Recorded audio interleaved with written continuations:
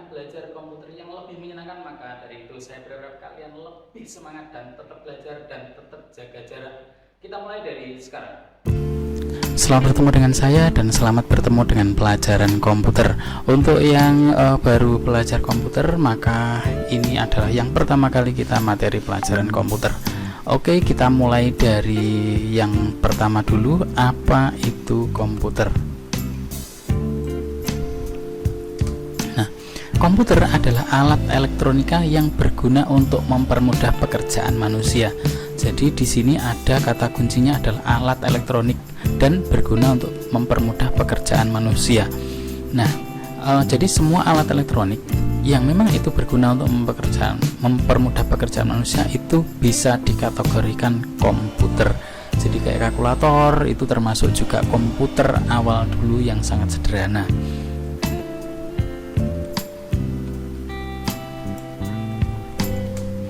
Nah, ini adalah komputer zaman dulu. Nah, komputer zaman dulu itu bentuknya besar sekali dan fungsinya hanya bisa untuk mengetik angka dan huruf, hanya untuk membuat surat menyurat saja. Ini komputer pada zaman dahulu. Ini komputer zaman dulu yang lebih ramping, namanya komputer desktop. Nah, keyboardnya pun juga masih sederhana seperti ini, dan kemudian komputernya ada di bawah dan layarnya seperti ini. Layarnya masih layar besar tabung dan hanya bisa untuk mengetik huruf dan angka saja. Ini komputer yang sudah modern, yang sudah baru. Ini namanya komputer jenisnya tower. Tower dikatakan tower itu karena casingnya berdiri. Terus kemudian ini layarnya sudah layar yang sudah slim, sudah LCD yang slim, sudah model sekarang. Nah, ini adalah komputer yang disebut dengan komputer mini karena bentuknya kecil. Tapi jangan salah, meskipun bentuknya kecil, komputer ini juga tidak kalah dengan komputer yang tower tadi. Ini komputer yang jenisnya laptop, komputer yang didesain atau dibikin sangat ramping, ringan, mudah dibawa kemana-mana.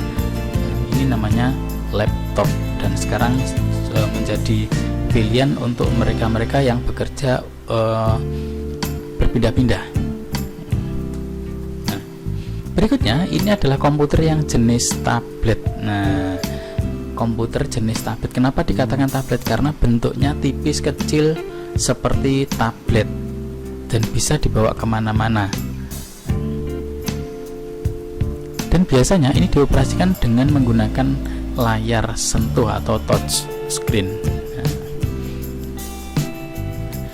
Berikutnya ini adalah smartphone. Smartphone, apa bedanya smartphone dengan tab? Sebenarnya dari fungsi hampir sama, tetapi fokus tujuan utamanya berbeda. Kalau tab itu sebenarnya untuk menggantikan komputer yang biar lebih ramping, mudah kemana-mana. Kalau smartphone ini sebenarnya pesawat telepon genggam yang dilengkapi dengan fasilitas seperti halnya tab atau komputer.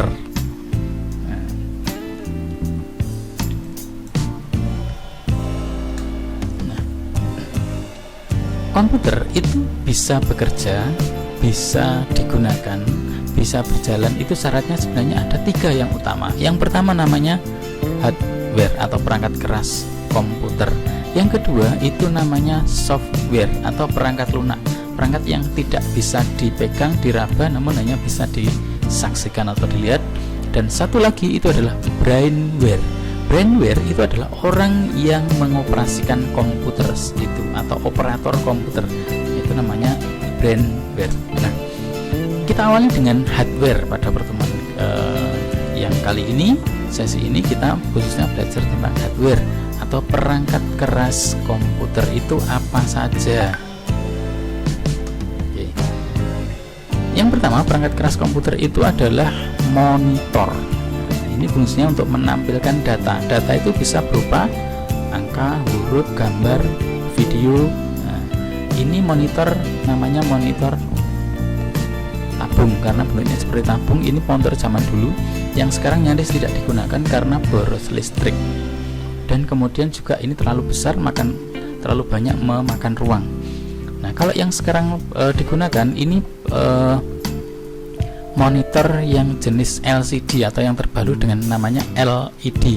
Sekilas sama LED dengan LCD dengan LED itu sama sekilas, namun di dalamnya ada pembedaan. Nah, kalau mau tahu itu tentu kita akan tanya pada teknisi komputer.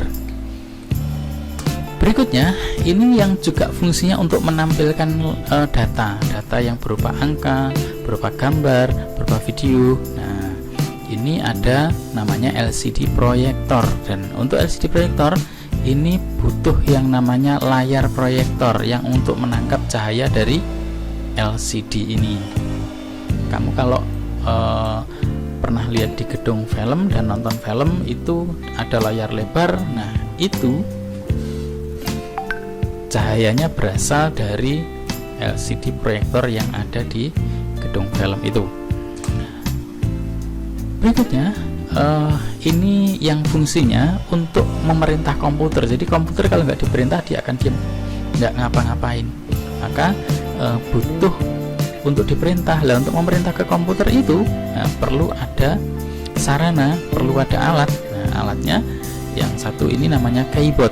Key itu kunci, bot itu papan ya. Jadi papannya isinya kunci-kunci perintah. Jadi kalau kita tombol U, maka komputer juga akan menampilkan huruf U. Nah, ini mouse ya, mouse yang dikatakan mouse karena bentuknya seperti tikus gesit ya. Nah, ini mouse zaman dulu, ini masih menggunakan kabel. Yang mouse terbaru sekarang ini sudah tanpa kabel, itu menggunakan wireless, lebih praktis. Berikutnya, untuk media menyimpan atau penyimpanan itu ini ada hard disk. Ini media penyimpanan yang ukurannya lebih besar. Ini juga hard disk, cuman ini kecil, ini besar. Kalau ini biasanya untuk laptop, kalau ini untuk komputer yang jenis tower tadi yang gede. Ini namanya flash disk. Flash disk ya. Flash disk. Sama, ini flash disk, ini hard disk, ini hard disk. Jadi ada disknya. Itu untuk menyimpan data. Yang berikutnya adalah perangkat yang fungsinya untuk mencetak. Nah, ini ada yang namanya printer atau mesin pencetak. Terus kemudian ada scanner, mesin untuk memindai. Nah, terus kemudian ini scanner ada dua jenis ya. Ini scanner untuk memindai teks atau gambar. Kalau yang ini scanner untuk men-scan kode. Nah, terus kemudian sekarang ada yang terbaru itu namanya printer multifungsi. Jadi printer yang fungsinya untuk mencetak, kemudian juga men-scan, dan satu lagi bisa untuk memfotokopi. Nah, seperti ini gambarnya. Ini taruh sini, kemudian di copy dan keluarlah hasilnya sama dengan masternya. Seperti ini. Nah, berikutnya ini adalah perangkat keras yang fungsinya menstabilkan arus listrik.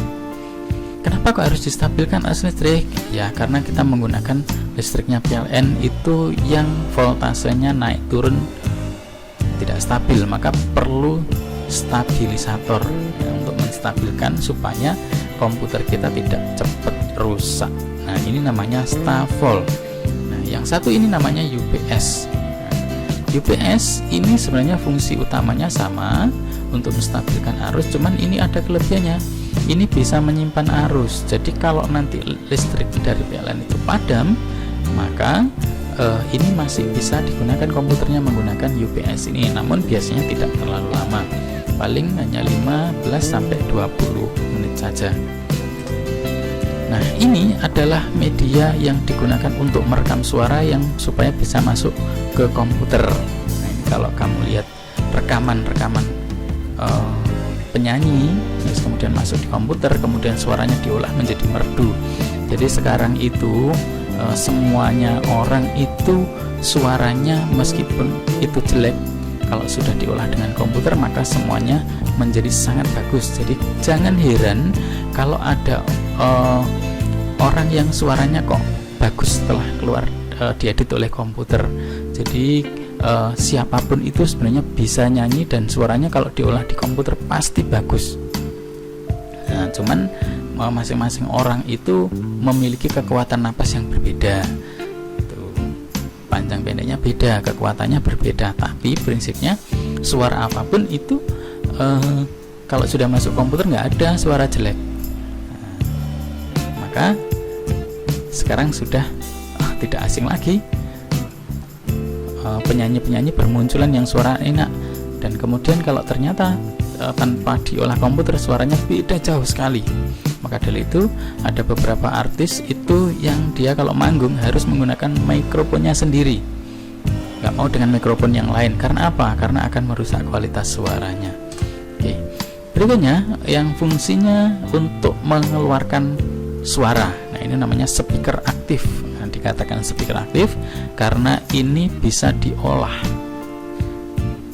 dibesarkan, dikecilkan, kurang bass, treble-nya semuanya ada. Kalau speaker yang tidak ada ininya namanya bukan speaker aktif, namanya speaker pasif. Jadi yang ini namanya speaker pasif, yang ini speaker aktif. Nah, berikutnya perangkat keras yang fungsinya untuk membaca data pada piringan CD atau disk. Namanya CD-ROM. Ini CD-ROM yang di laptop. Ini CD-ROM namanya CD-ROM eksternal. Ini CD-ROM internal, dan ini CD-ROM yang komputer PC atau komputer tower. Terus kemudian ada istilah CD, ada istilah DVD. Apa bedanya? Kalau bentuk fisik luarnya sama, CD sama DVD seperti ini piringannya, tapi kalau DVD itu kapasitas menyimpannya itu lebih besar. Kalau DVD itu bisa 4 GB, kalau CD itu tidak sampai 1 GB, hanya 700 MB, itu bedanya. Terus ada lagi yang disebut dengan DVD RW atau CD RW. Nah, RW ini sebenarnya kependekan dari read write, jadi membaca dan menulis.